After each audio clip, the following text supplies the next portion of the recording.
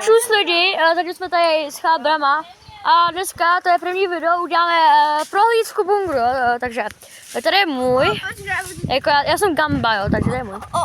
Omluvte mě, nikdy nenatáčel. Jo, on je takový trochu připostižený. Tady je Boris, tady má gumu a se tam nacvičuje. Tady Švec švecuje a Šverc, klasicky se Šverc ulejvá, že jo, protože no Šverc člověka celý život, že jo. No on se ulejvá, žere gumový mezi každý den. A nežere maso, jo, taky. Tak, tady Dave hrabe.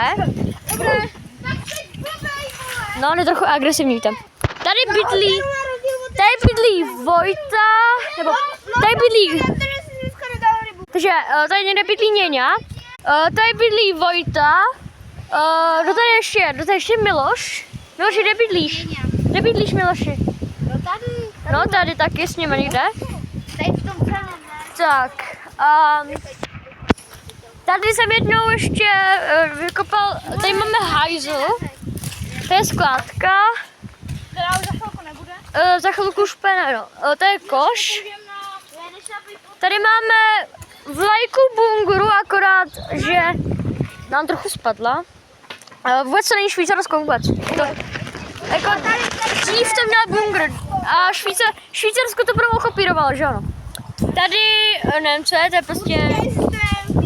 Tady? Ještě, tady je Patrik není, ale tady má bungr tady. A já taky. Když ta soudní síň, jo.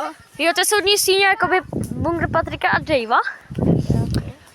A to asi bude všechno, takže dejte like, že oni, no, že dejte like. Jo, a odběr. A aspoň čekat, vám neunikne každý čtvrtek žádný video. Jo, budeme prostě natáčet, tak se nám to hodí, ale ve čtvrtek asi víc. Ve čtvrtek určitě, ale když nás tady bude třeba 5, 6, tak určitě třeba i dřív. Jo, takže čus.